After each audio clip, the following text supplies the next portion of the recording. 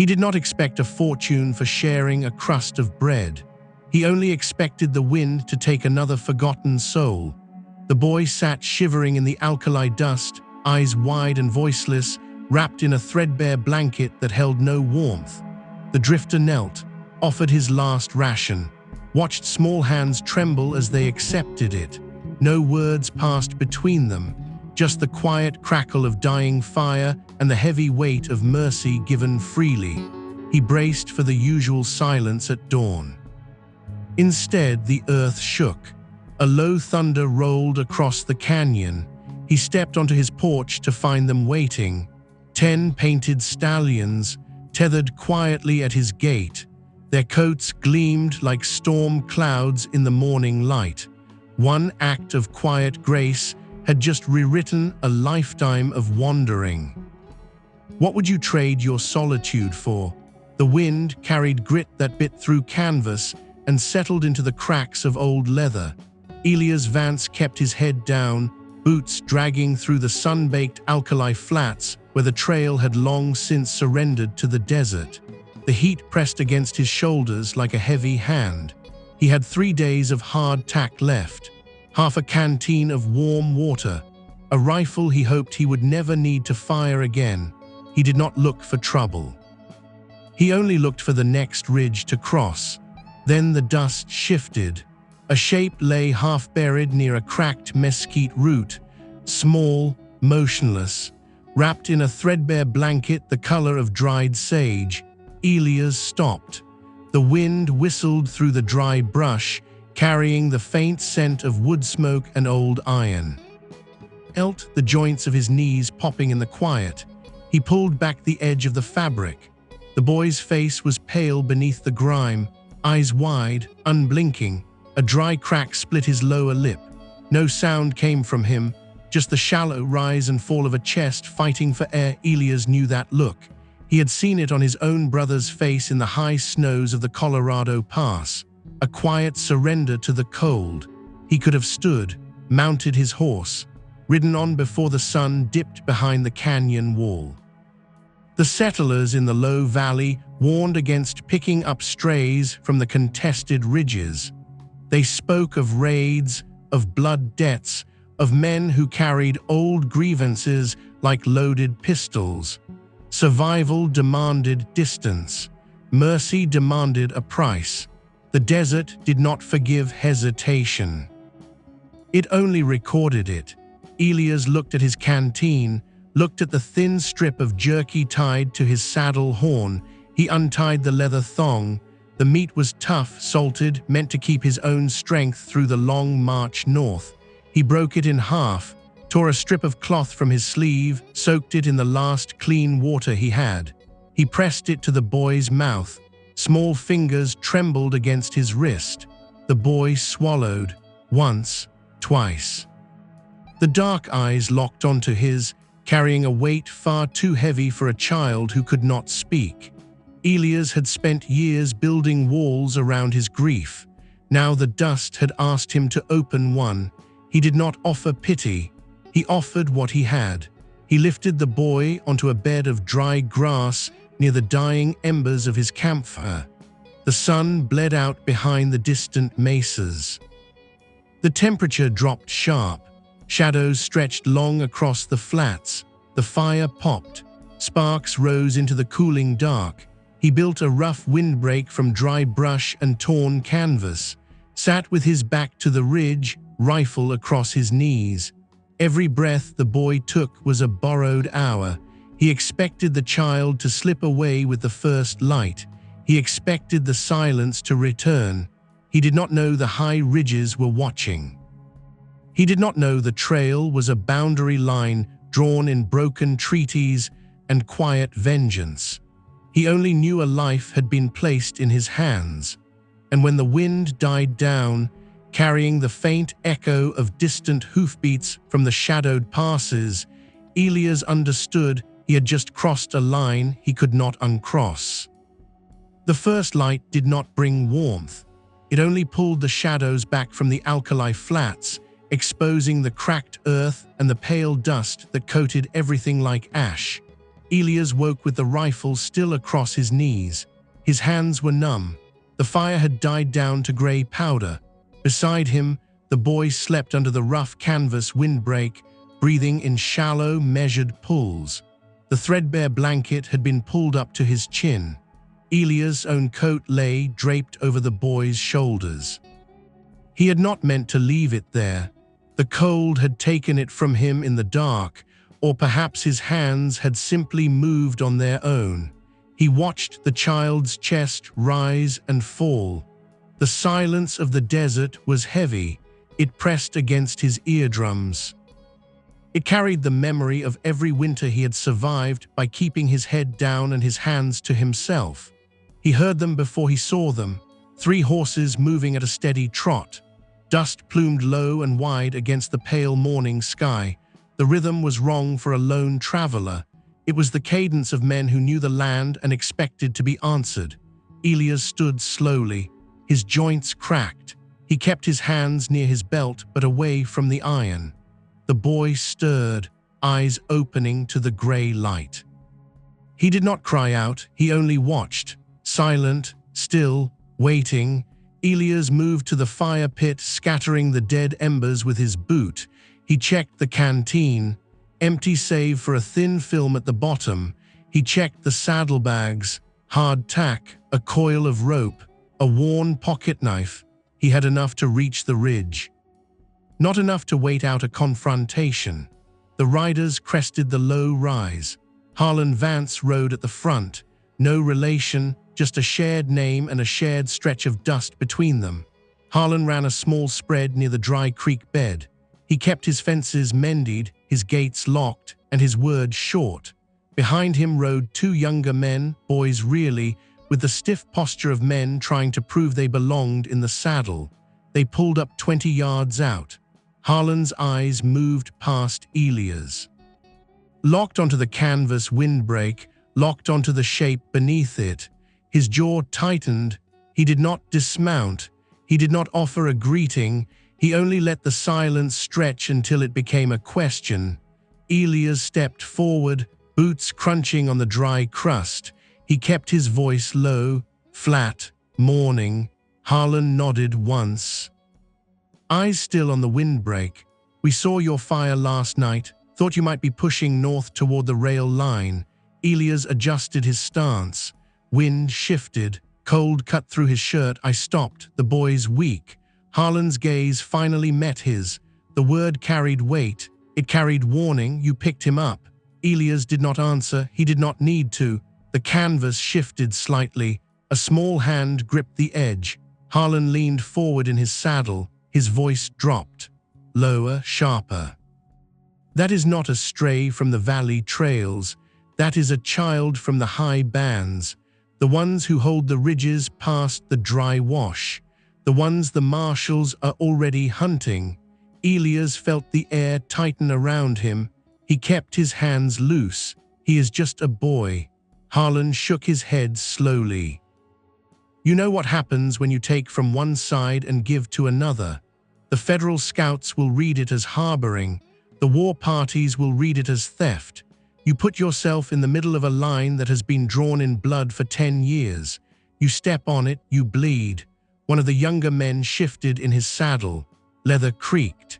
He spoke without thinking, voice too loud in the still air. Marshal's office is already sending riders up from Tucson. They'll ask questions. They'll want to know why a white man is moving a tribal child toward the contested passes. Harlan cut him off with a sharp look. The boy turned back to Elias. His voice was quieter now, rough with the kind of tired that comes from years of watching good men make hard mistakes. You have a roof in the low valley. You have a clear road south. You leave him here, he might survive. You take him into the ridges, you are walking into a trap set by men who do not forgive trespass. You will be branded a sympathizer or an outlaw. Both labels hang the same in this territory. Elias looked past them, toward the high canyon walls. The light was climbing. It caught the dust in the air. It turned the flat ground to gold and shadow. He thought of his brother's face in the snow. He thought of the silence that had followed. He thought of the weight of a coat draped over a shivering child in the dark. He had spent a decade learning how to walk away from trouble. He had learned it well. He had also learned what it cost. He turned back to the windbreak, knelt. The boy was watching him, wide eyes, cracked lips. No sound, just the quiet rise and fall of a chest that had survived the night. Elias reached down, gathered the canvas, pulled it back. He unfastened his saddlebags, slung them over his shoulder. He took the rope, the pocket knife. He left the rifle where it lay. For a moment, Harlan's men shifted forward. Harlan held up a hand. "Stay back." He looked at Elias. "This is your last clear hour." Elias did not look up. He moved to the boy, lifted him carefully. The child was light, too light. Bones pressing against thin skin. He wrapped his own wool coat around the boy's shoulders, secured it with a strip of leather. The boy's hands gripped the fabric. Tight, trembling, Elias stood, turned to face Harlan. His voice was quiet, measured. "I am taking him to the high passes." Harlan's eyes narrowed. "You are walking into a war you do not understand." Elias nodded slowly. "I understand the desert. I understand silence. I understand what happens when a man looks away." Harlan held his gaze for a long moment. Then he pulled his horse back, let the reins fall slack. His voice was final, heavy. "They will not thank you for this. They will test you for it.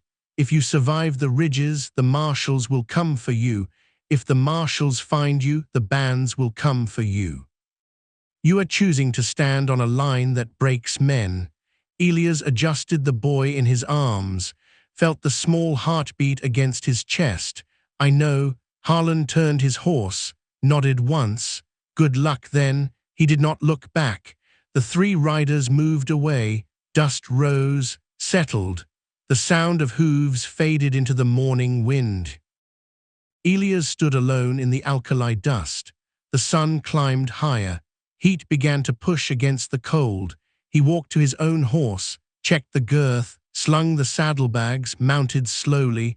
The boy sat in front of him, wrapped in wool, head resting against his arm.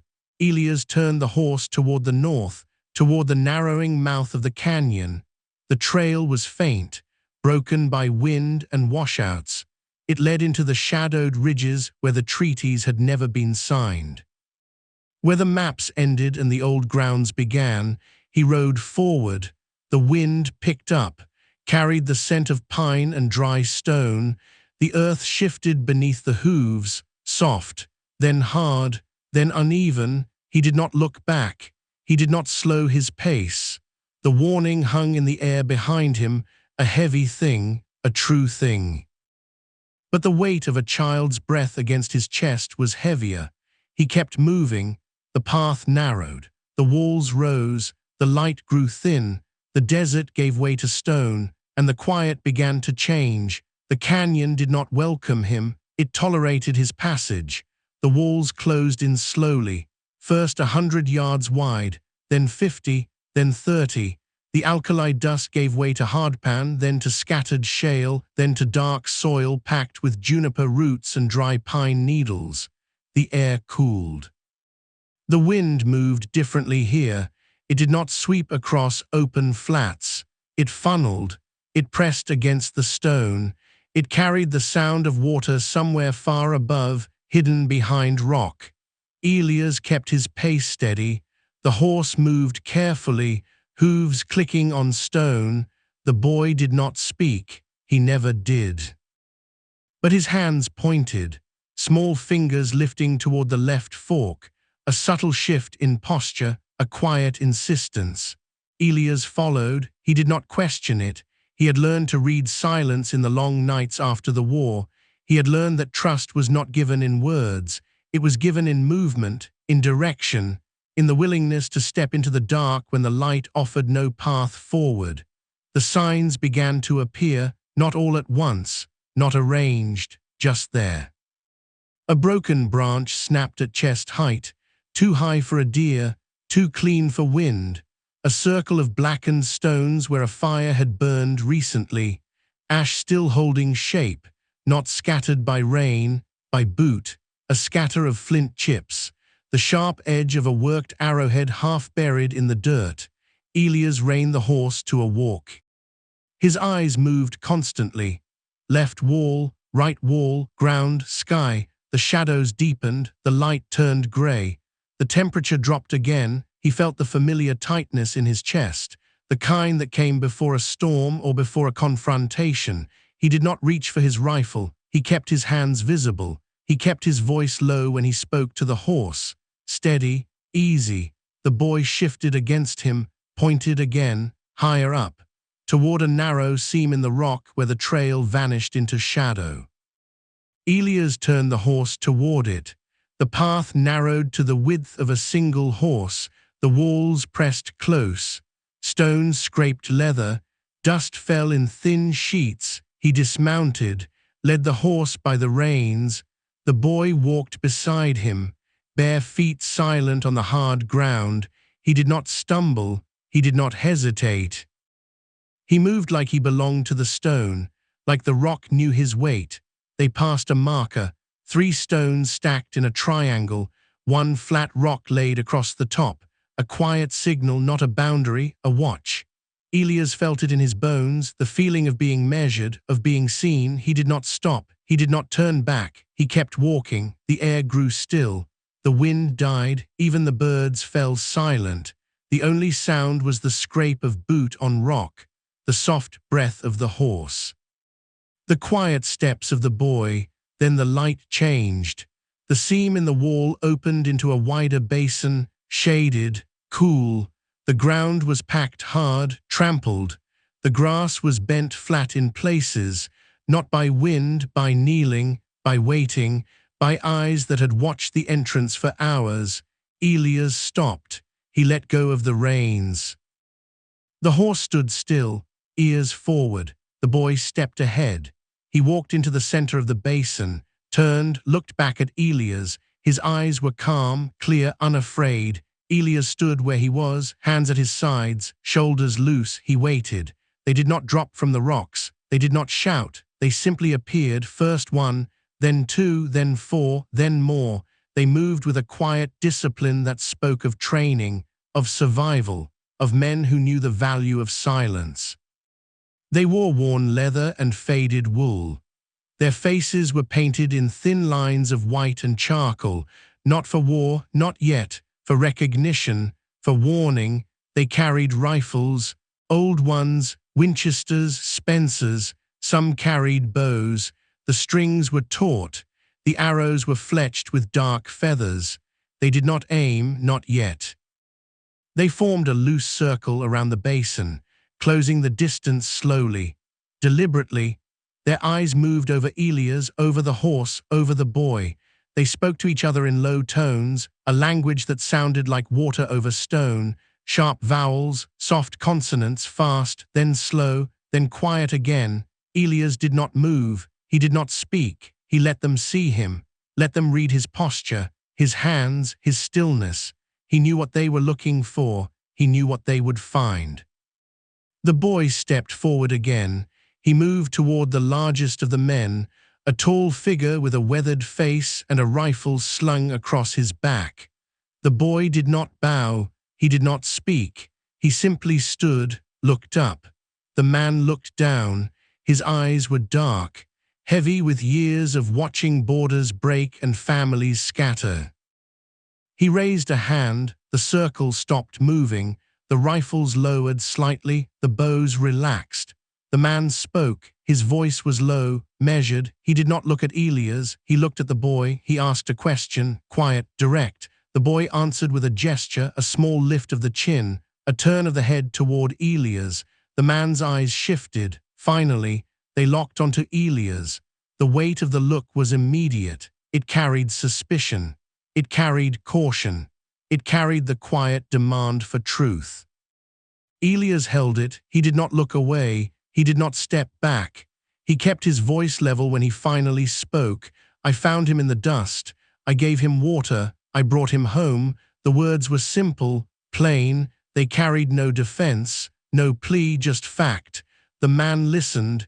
His face did not change. He nodded once, slowly. He gestured to the two men on his left. They stepped forward. They did not draw weapons. They moved to the horse, took the reins, led it away toward the shadowed edge of the basin. The circle closed another step. The space around Elias shrank. He felt the shift, the loss of control, the quiet surrender of ground he had claimed only minutes before. He was no longer a traveler. He was a guest, or a prisoner. The line between them was thin. It was drawn in trust. It had not yet been earned. The tall man stepped closer. He stopped 3 paces away. He studied Elias' hands, his coat, his boots, the dirt on his face, the weariness in his posture. He spoke again. This time his tone carried a question that was not about direction. It was about motive. Why? The word hung in the cool air. It did not need translation. Elias answered without hesitation, because he was alone. The man's eyes narrowed slightly. He looked at the boy, looked back at Elias. He did not smile, he did not soften, but he did not raise his voice. He did not order his men to bind Elias' hands. He simply turned, walked a few steps away, raised his hand again. The circle parted. A narrow path opened toward the deeper canyon. The man looked back over his shoulder. His voice was quiet, final. Walk. Elias did not argue. He did not ask for his rifle back. He did not look for an exit. He stepped forward, into the path. The boy walked beside him. The warriors followed behind, silent, watchful. The stone walls closed in again. The light grew dim. The path descended. The air grew heavier. He had crossed the threshold.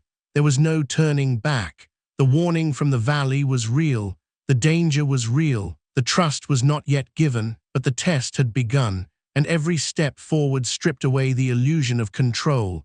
He was no longer choosing his path. He was walking it, and the men behind him would decide whether it led to fire or to firelight.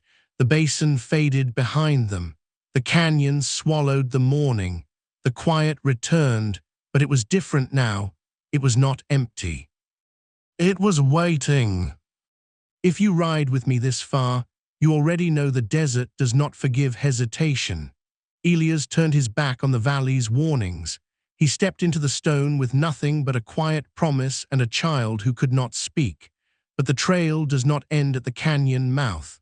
Ahead lies a fire that will test a man's word, a chief who weighs honor against survival, and a line of federal riders closing fast on the ridge. Every step forward is a choice. Every shadow holds a judgment. If this story still holds your attention, leave a like to keep the trail lit. Subscribe to ride these hard miles with me until the dust settles. And drop a comment below telling me exactly where you're watching from so I can see how far this story has traveled across the map. Now, step back into the dark. Chief is waiting. The path dropped into a narrow cut in the stone. The air grew cooler. The scent of pine resin and dry earth replaced the open alkaline dust. Elias walked with his hands visible. His boots made no sound on the packed ground. Behind him, the warriors moved in a loose formation. They did not speak. They did not rush. Their presence was a quiet pressure, a measured weight. The canyon walls rose high on either side. Shadows pooled in the deeper recesses. The light thinned to a pale gray wash. Elias kept his eyes forward. He felt the eyes on his back. He felt the boy's small hand resting lightly against his sleeve. The child walked without hesitation. His steps were sure, familiar. He belonged to this stone. Elias did not. He was a guest in a house he had never been invited to enter. The trail opened into a sheltered basin. The ground was flattened by years of use. Brush shelters stood along the far edge, lean to frames covered with hides and woven mats. A low fire burned in the center. It had been tended carefully. The embers glowed red. Smoke curled upward in a thin, steady line. Women and elders watched from the perimeter. Their faces were lined with sun and wind. Their eyes were watchful. They did not move closer. They did not look away. They measured Elias with a quiet, unbroken gaze. He stopped at the edge of the firelight. He let his hands fall to his sides. He did not shift his weight. He did not scan for an exit. He stood where he was placed. The war chief stepped from the shadows near the largest shelter. He was older, tall. His frame was lean but carried a heavy stillness.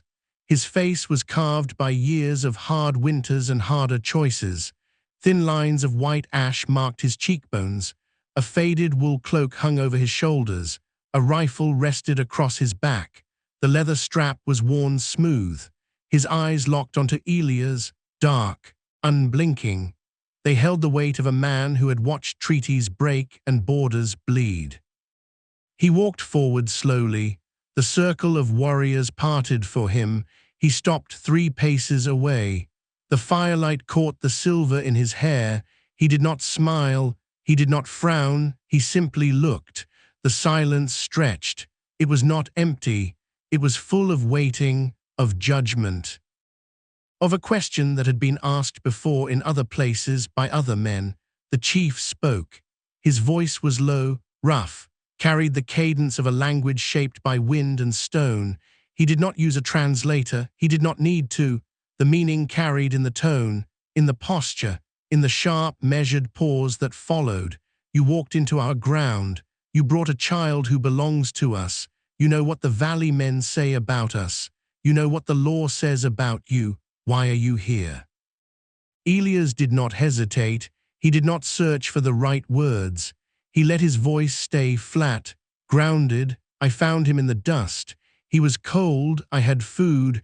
I walked him toward the high passes. That is all. The chief's eyes narrowed slightly. He took a half step closer. The firelight flickered across his face. You risked the valley men. You risked my men. You walked into a place where white men do not walk without being tested. For a child you did not know, for a meal you could not spare. Elias met his gaze. He did not flinch. He kept his shoulders loose. He kept his hands open. He is a child. He was alone. I gave him what I had. I did it because it was right. The words were simple, plain. They carried no defense, no plea, just the bare fact of a choice made in the cold dark. The chief studied him. His gaze moved slowly, down to Elias' boots, caked with alkali dust, up to his hands, calloused, scarred across the knuckles. The hands of a man who had worked fence posts and broken colts and carried heavy loads through long winters. They were not the hands of a soldier, not the hands of a thief. They were the hands of a man who knew the weight of labor. The chief looked at Elias' coat. The wool was worn thin at the elbows. The leather patches were frayed. It was a coat that had been mended, kept, worn long after it should have been discarded. A man who valued what he had, a man who did not waste. The chief's expression did not change, but his posture shifted, just slightly. The tension in his jaw eased. He turned his head toward the boy. The child stood quietly. His dark eyes were calm. He did not hide. He did not reach out. He simply watched, waiting.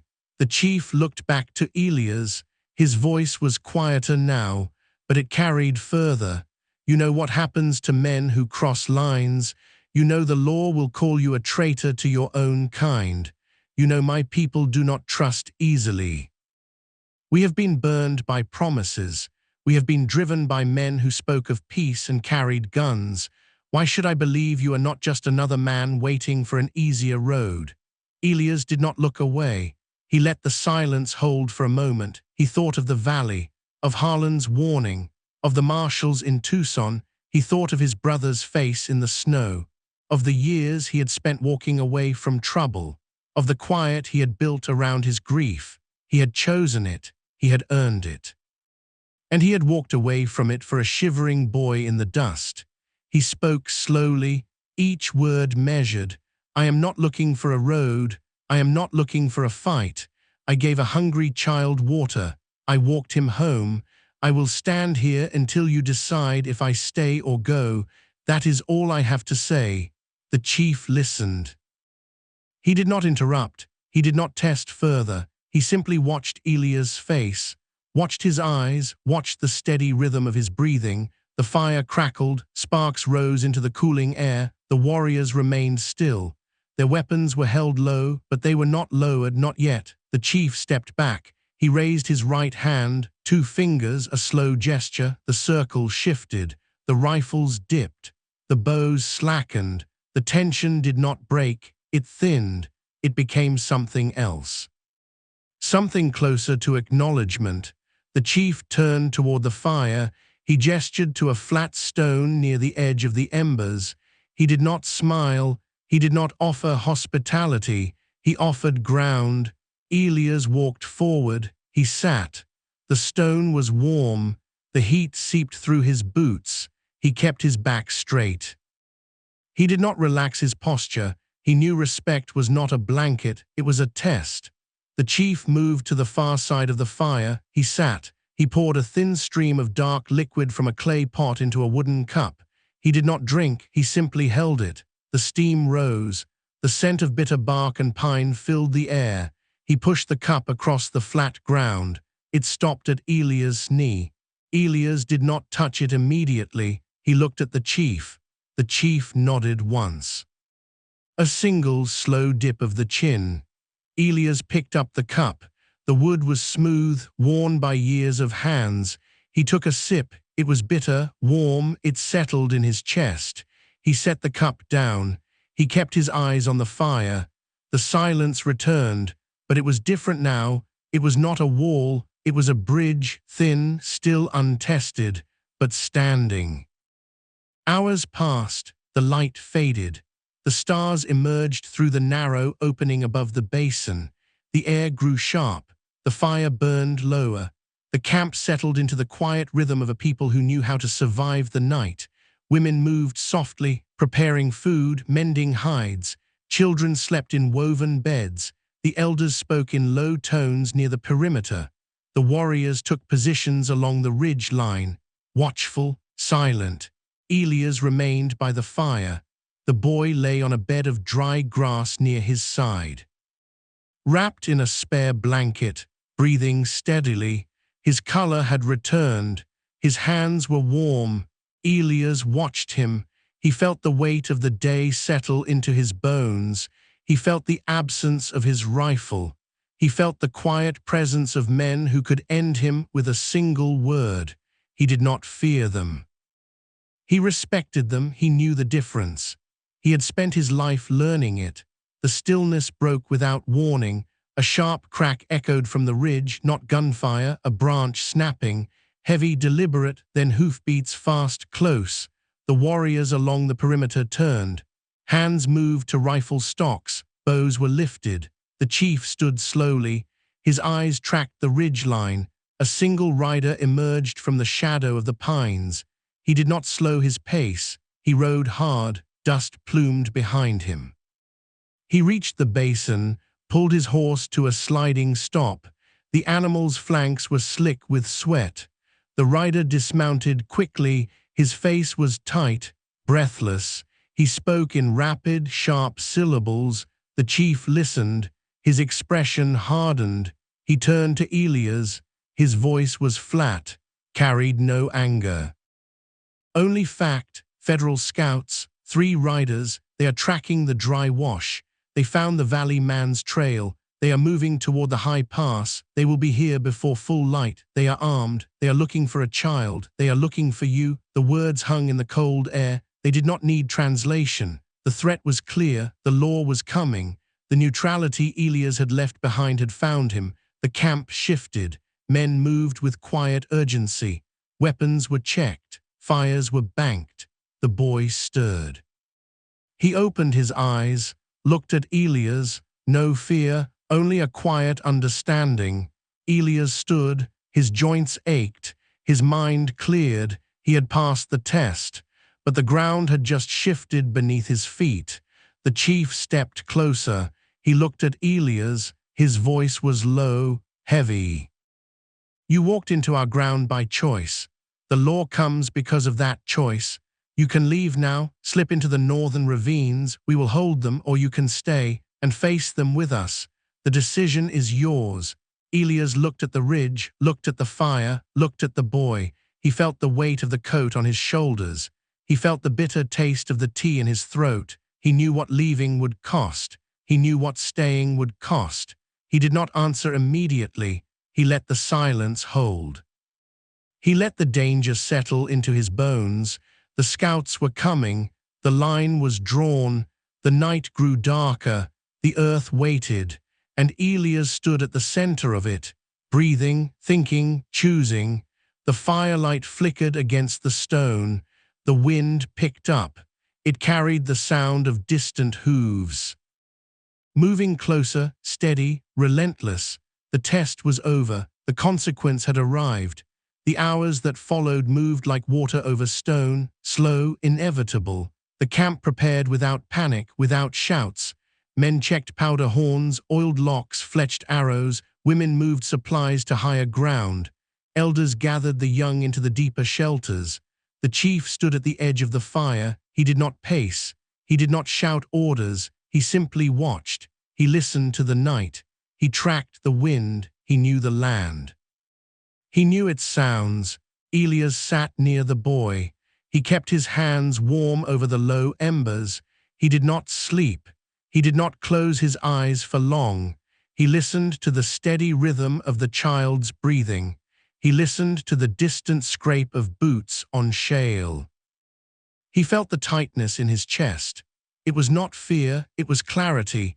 He had walked away from trouble for a decade. He had built walls. He had kept his head down. He had survived by being unseen. Now he was seen, now he was known, and he would not run. The decision had been made in the dust. It only needed to be lived in the dark. Dawn did not arrive with light. It arrived with sound, a low rumble, deep, resonant. It vibrated through the packed earth. It traveled up through the soles of Elias' boots. It settled in his ribs. The fire embers scattered slightly. The boy opened his eyes. He did not startle. He simply listened. The camp froze. Every head turned toward the eastern ridge. The rumble grew louder. It was not wind. It was not rockfall. It was the steady, heavy cadence of hooves. Many of them moving together, not a raid, not a charge, a procession, deliberate, controlled. The chief stepped forward, his eyes narrowed. He did not raise a hand. He did not call for weapons. He simply watched. The warriors along the perimeter lowered their rifles slightly. They recognized the rhythm. They knew what it meant, or they were about to learn. The mist parted. The eastern path opened, and they emerged, not riders, horses, 10 of them. Painted in dark red and white markings that ran along their shoulders and flanks. Clan symbols, old, sacred. Their coats were thick, healthy, gleaming in the pale morning light. Their manes were braided with faded leather strips. Their bridles hung loose. No riders, no reins, just 10 powerful stallions walking slowly toward the camp. They moved with a quiet dignity, heads high, steps measured. They stopped at the edge of the basin. They lowered their heads, they waited. The silence that followed was absolute. It was not the silence of fear. It was the silence of awe, of recognition, of a debt called in. The chief walked forward. He stopped beside the lead horse. He reached out, placed his hand against the animal's neck. The stallion did not flinch. It leaned into the touch. The chief turned. His eyes found Elias. He did not smile. He did not bow. He simply spoke. His voice carried across the still air. Clear, heavy, unbroken. You gave water to a child who could not speak. You walked him into our ground. You stood when you could have run. You sat when you could have fled. You did not ask for payment. You did not demand safety. You gave because it was right.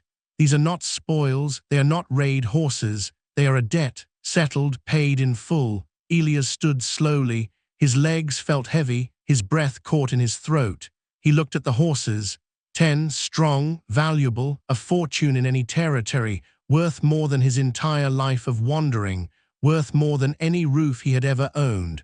But they were not just wealth. They were a bridge, and bridges carry traffic in both directions.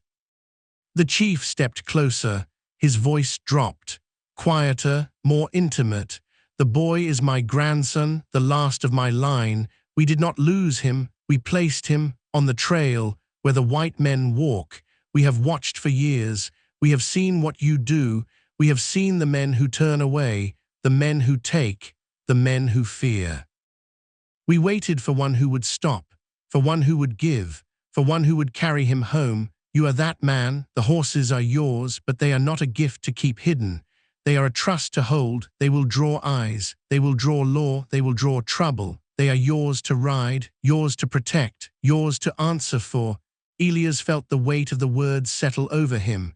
It was heavier than the desert sun, heavier than grief. He looked at the boy. The child stood quietly. His eyes were clear. He did not look away. He simply nodded. Once, a small gesture, a quiet acknowledgement. The test had never ended. It had only changed shape. Elias walked forward. He moved slowly. The ground felt different beneath his boots. Solid, real. He stopped beside the lead stallion. The animal's breath plumed in the cold air. Its coat was warm, alive. He reached out. His hand hovered for a moment, then he touched the horse's forehead. The leather braid was rough against his palm. The animal stood still. It accepted his touch. It accepted his presence. Elias closed his eyes. He felt the years of solitude crack open, not violently, quietly, like ice breaking under a slow river. He had spent a lifetime building walls around his heart. He had thought isolation was safety. He had thought distance was peace. He had been wrong. Peace was not the absence of trouble. It was the courage to stand in the middle of it, to choose mercy over fear, to honor over convenience. The horses were not just stock. They were a promise, a responsibility. A life he had not asked for but could no longer refuse. He opened his eyes. He looked at the chief. He did not speak of gratitude. He did not offer vows. He simply nodded. A slow dip of the chin, the same gesture he had been given hours before. The chief returned it. Then he turned, walked back toward the fire. The warriors stood down completely. The rifles were slung. The bows were unstrung. The camp exhaled. The tension broke, not into celebration, into stillness, into acceptance. The dawn light climbed higher. It touched the painted coats. It turned the dust to gold. It illuminated the faces of men who had been enemies by circumstance and were now bound by choice. Elias stood with his hand resting on the stallion's neck. He felt the steady pulse beneath the hide. He felt the weight of the moment. He knew what came next. The law would come, the valley would watch, the trail would be long, but he would not walk it alone. He would not walk it in silence. He had been given a herd. He had been given a name. He had been given a reason to stop running. The solitude he had cherished was gone. In its place stood something heavier, something truer, something that would outlive him. He adjusted his coat. He felt the cold air against his face. He looked east. The riders would be here soon. He would meet them, not as a drifter, not as a ghost, as a man who had chosen to stay. The horses shifted behind him. Leather creaked. Hooves scraped stone. The morning held its breath. And Elias Vance, who had spent his life expecting the wind to take forgotten souls, finally understood what it meant to be remembered. The wind changed first. It carried the sharp scent of oiled leather and cheap government tobacco.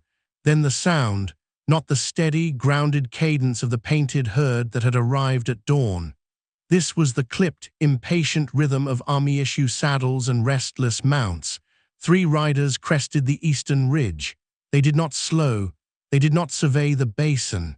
They rode straight down the shale slope, kicking dust into the pale morning air. Their uniforms were faded blue. Their rifles were clean. Their eyes were hard.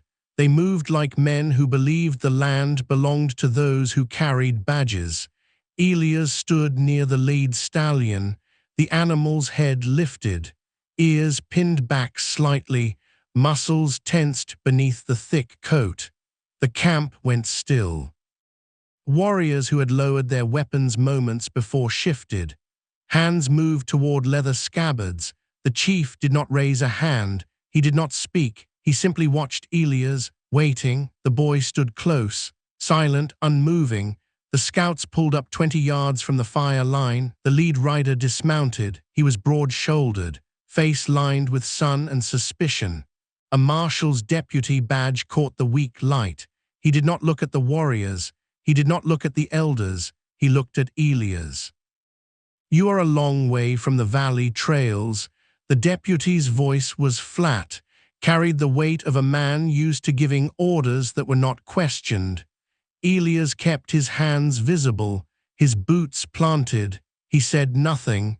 The deputy stepped closer. Dust coated his boots. He gestured toward the herd.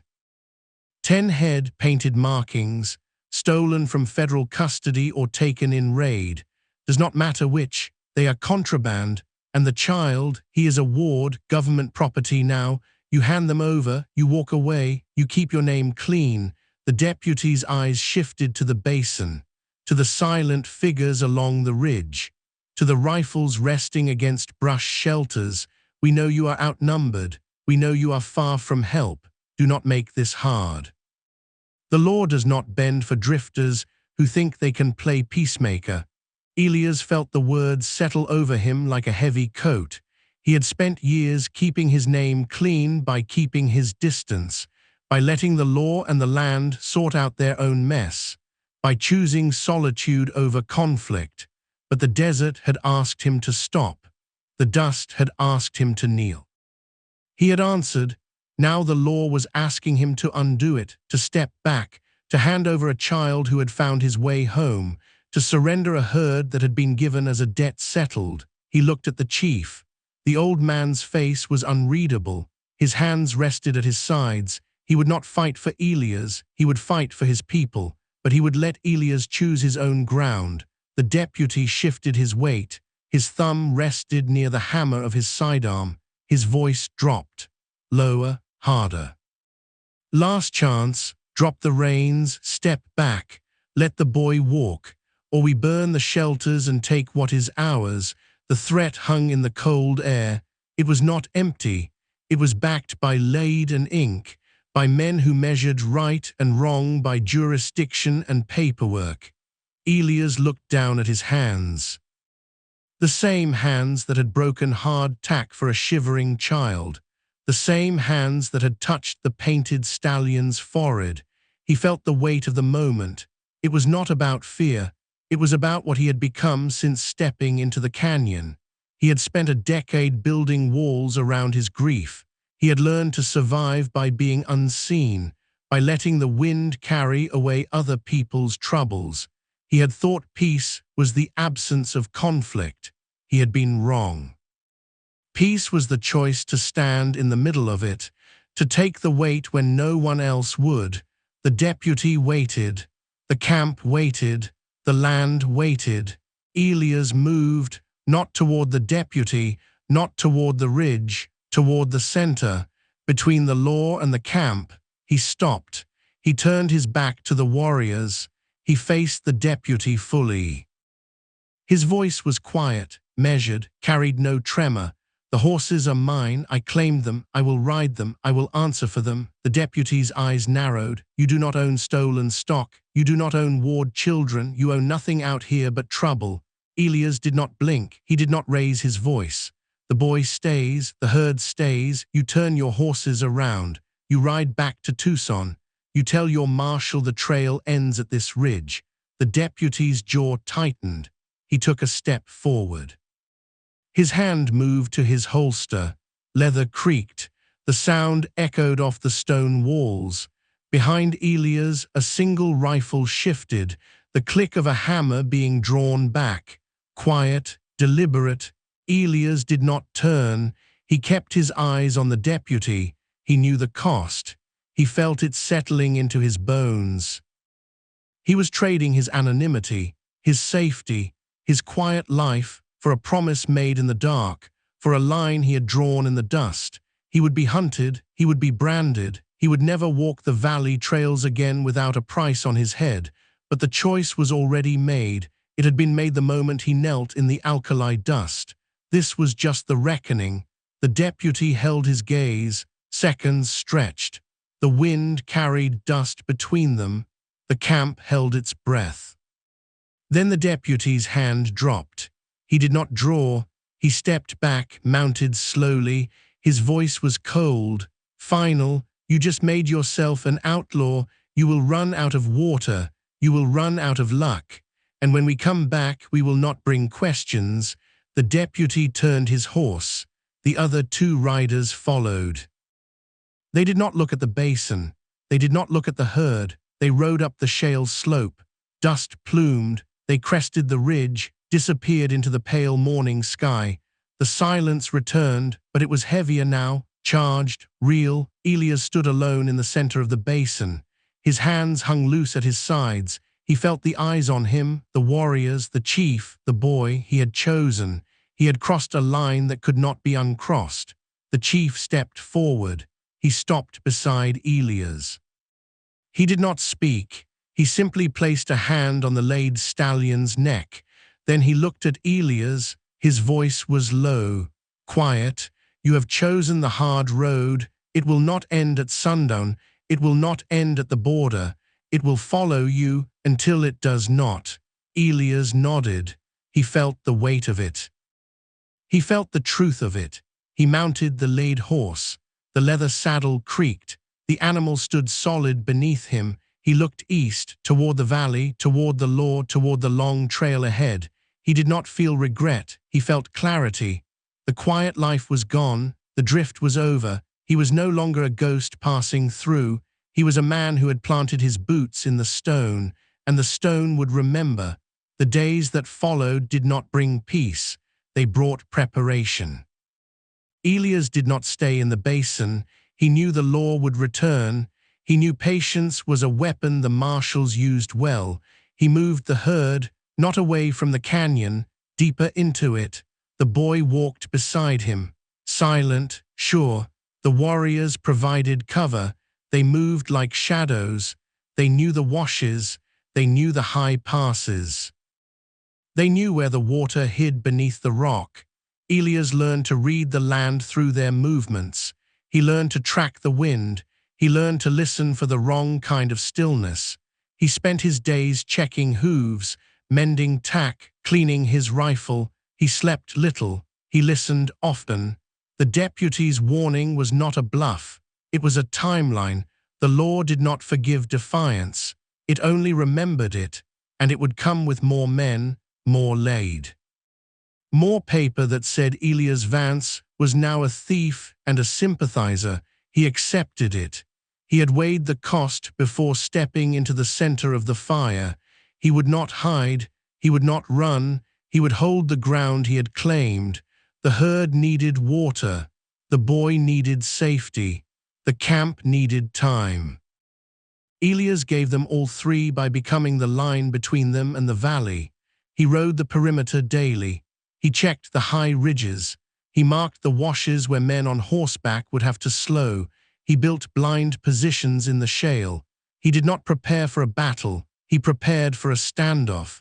He knew the law preferred easy victories. He would make this one hard. He would make them think twice about the price of a deputy's pride. The warriors watched him work. They did not offer praise. They offered supplies, dried meat, clean water, fresh arrows. They tested his endurance. He passed it quietly.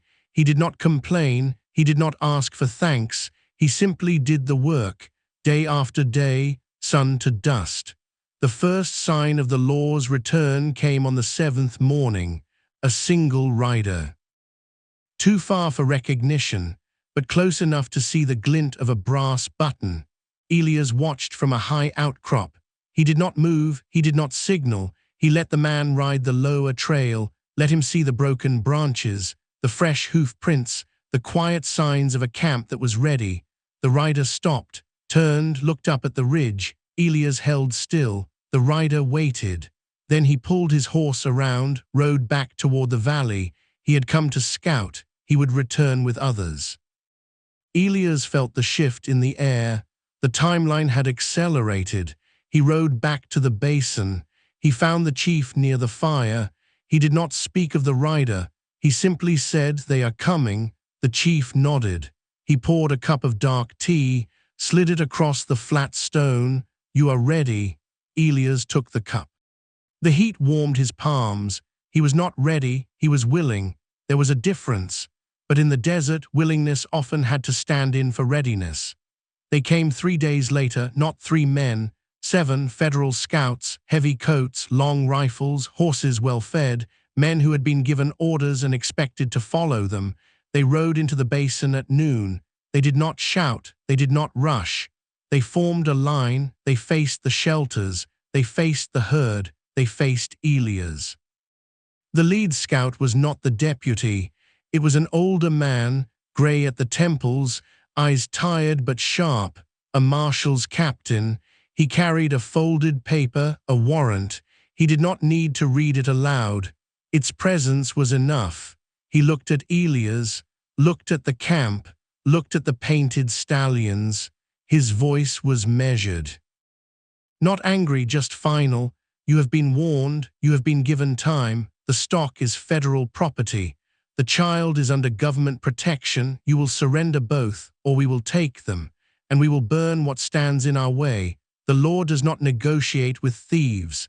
Elias sat on a flat rock near the fire. His rifle rested across his knees. He did not stand. He did not reach for his iron. He simply looked at the captain. He felt the weight of the moment. It was not about bravery. It was about consequence. He had already chosen. Now he had to live it. He spoke.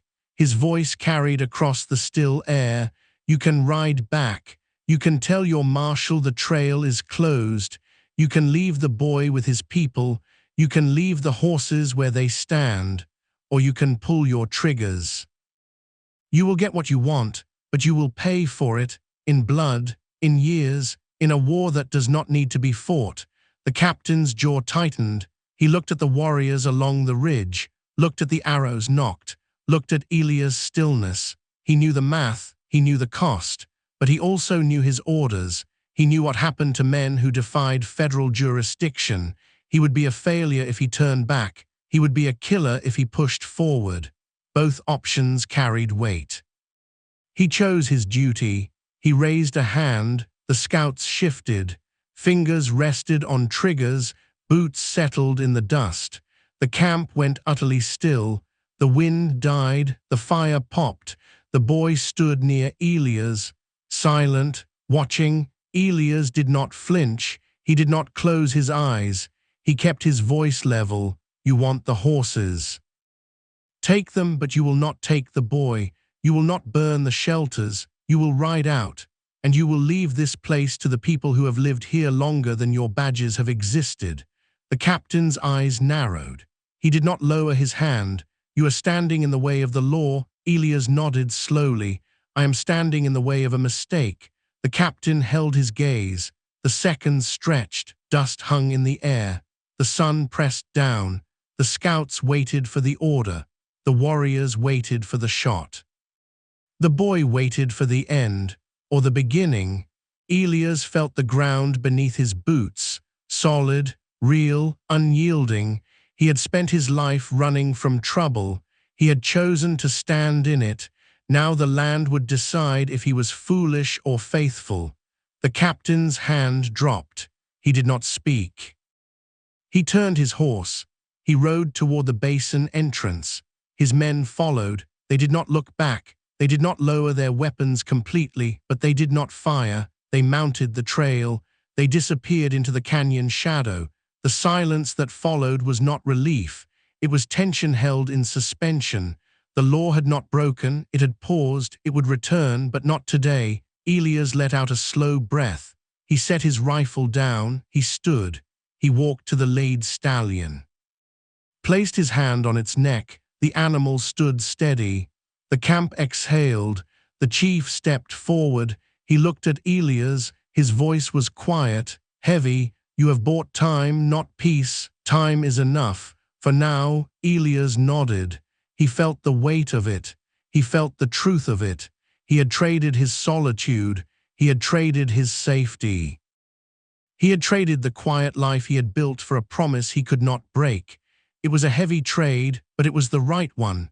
And in the desert, right and heavy often went hand in hand. The weeks that followed did not bring calm. They brought routine. Elias moved the herd to a higher basin, a place with clean water and thick cover. He built fences, not to keep men out, to keep the horses safe. He learned the animals. He learned their temperaments. He learned which ones would lead, which ones would follow, which ones would fight if cornered. The boy stayed close. He did not speak. He did not need to. He learned to read the horses, to brush their coats, to check their hooves, to move with them. He became part of the herd, just as Elias had become part of the camp. The warriors watched. They did not claim him as their own. They did not push him away. They let him find his place. It was a quiet acceptance, earned through work, through presence, through the slow, steady rhythm of shared survival. The law did not return in force, not yet. The captain had chosen caution over conflict, but the valley knew. Word traveled, slow, heavy, distorted. Some said Elias Vance had turned outlaw. Some said he had gone mad. Some said he had joined the high bands. The truth was simpler. He had chosen a side, and in a territory divided by fear and old wounds, choosing a side was the same as declaring war. Townsfolk who had once warned him now crossed to the other side of the street when his name was mentioned. Merchants stopped leaving goods at the old way station. The trail grew quiet. Too quiet, Elias felt it. He felt the isolation deepen, but it was different now. It was not the isolation of a man running from grief. It was the isolation of a man who had planted his flag in contested ground. He did not regret it, he endured it. He began to trade, not for money, for trust. He sold a single stallion to a neutral rancher in the lower valley. The man was known for fairness, for keeping his word. Elias did not ask for gold, he asked for flour. For blankets, for medicine, for silence. The rancher agreed. The transaction was quiet, unrecorded, but it sent a message. The horses were real, the herd was strong, and the man who held them was not a thief. He was a keeper. Word spread, slowly, carefully, not all of it good, but some of it true. Elias did not care for reputation. He cared for survival, he cared for the boy, he cared for the camp that had let him stand. He would protect them even if it cost him everything. Months passed, the desert changed, the summer heat broke. The first cool winds came, the herd grew accustomed to the high basin. The boy grew taller, stronger. He still did not speak, but his eyes held a quiet confidence. He knew where he belonged, he knew who had brought him there. Elias felt the shift in himself. The grief that had driven him into the dust had not vanished, but it had changed shape. It was no longer a wall, it was a foundation. He had built something on it, not a house, not a fortune, a purpose. He woke before dawn, he checked the water, he rode the perimeter, he mended what broke, he lived simply, he lived fully. For the first time in years, he did not feel like a ghost. He felt like a man. The first winter was hard. Snow fell on the high ridges. It melted quickly in the sun. It left the ground slick. It made the trails dangerous. The scouts did not come. The law stayed in the valley. It waited. It watched. It gathered. Elias knew it. He prepared for it. He stored wood. He stored meat. He kept the horses moving. He kept the boy warm. He kept the camp fed. He did not ask for help. He did not expect it. He simply did what needed to be done, day after day, night after night. The desert tested him. He passed it, quietly, steadily, without complaint.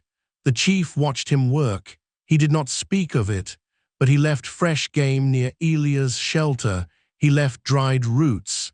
He left clean water. It was not charity, it was reciprocity.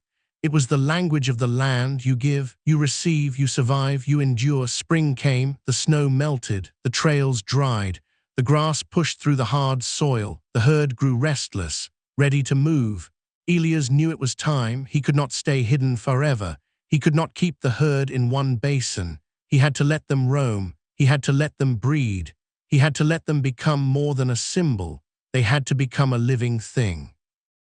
A resource, a bridge. He packed light. He loaded a single saddlebag. He left the camp behind. He rode out with the boy, with 10 painted stallions, with a quiet purpose. He did not know where he was going. He only knew where he was heading, toward the wider territory, toward the places where fear still ruled, toward the men who still believed borders were drawn in blood. He would show them another way, not with words, with action, with horses, with trust. He reached the first settlement in late spring, a small trading post, built against the side of a dry creek.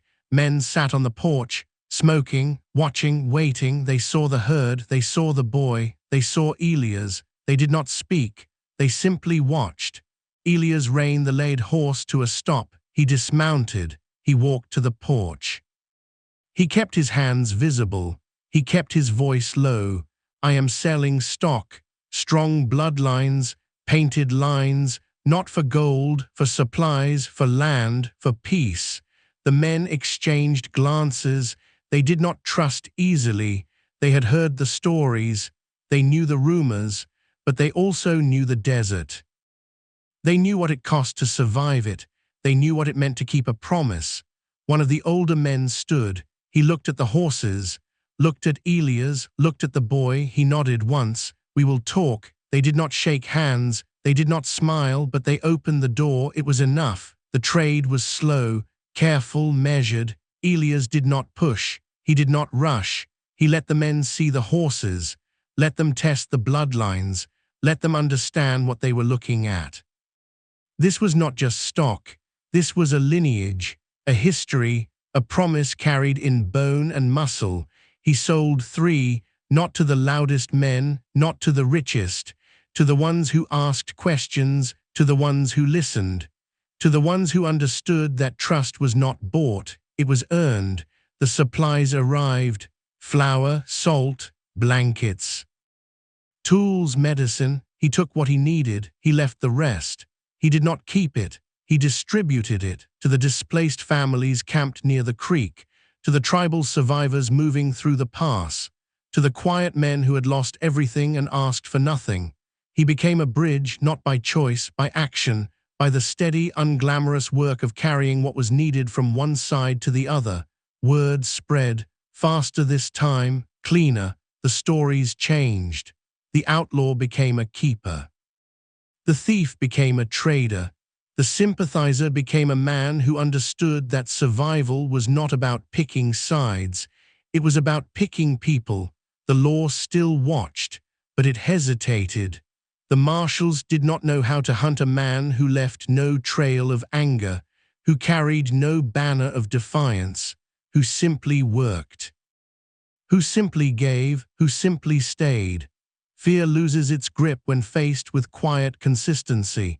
It cannot argue with action, it can only watch and wait, and eventually it yields.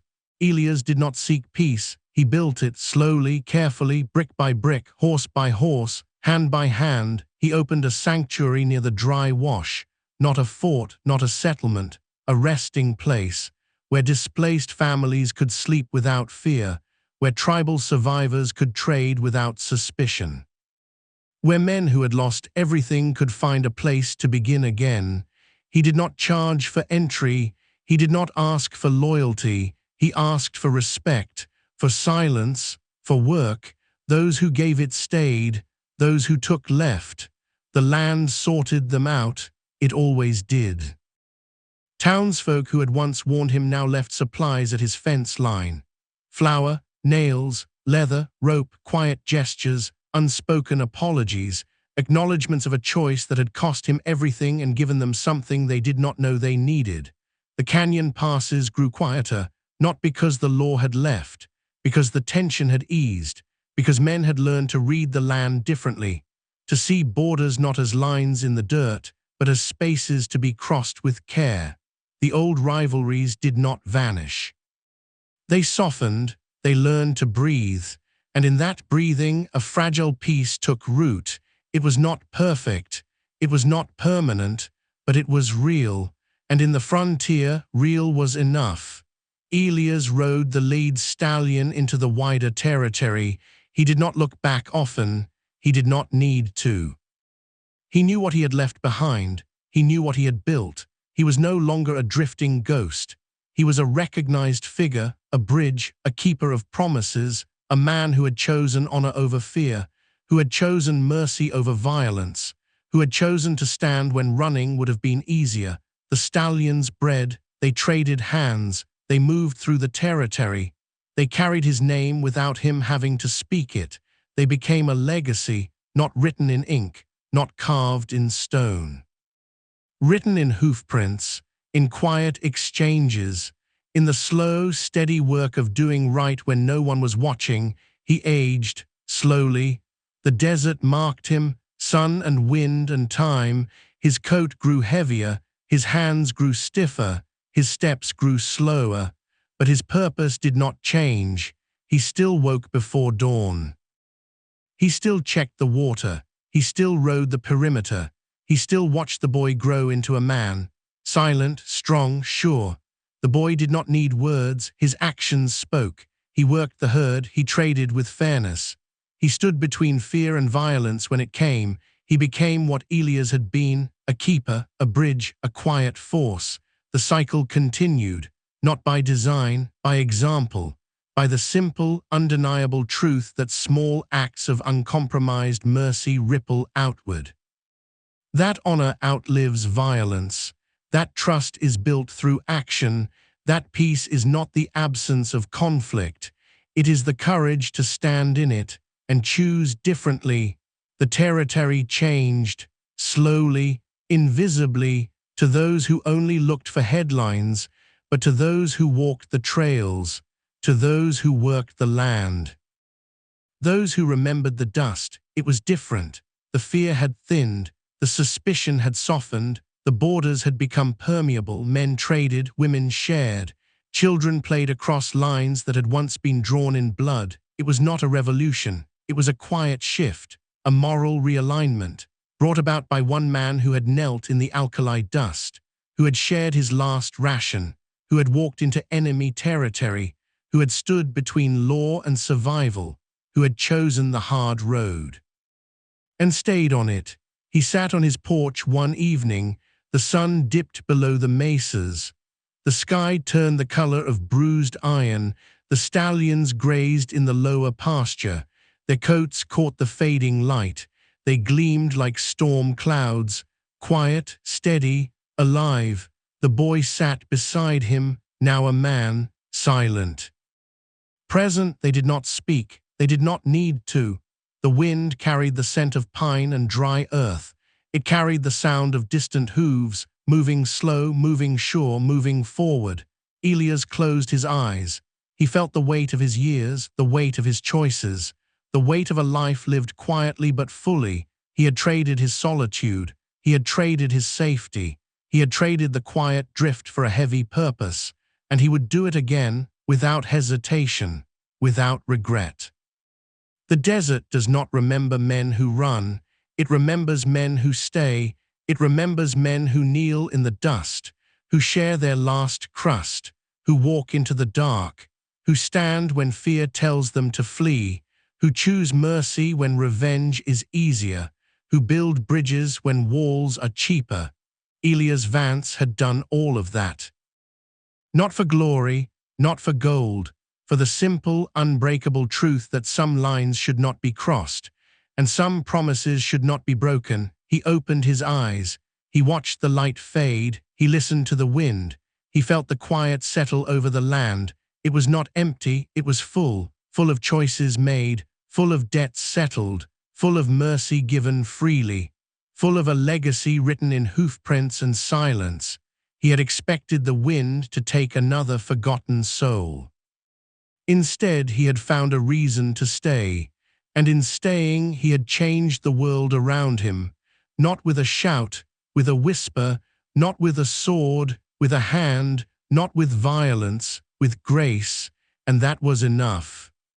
If this story stirred a memory or two, saddle up with us again. Hit subscribe and help this old frontier tales alive. Out here, every name, every trail, every sunset still matter. So till we meet again, friend, keep your hat tipped to the past and your heart pointed west.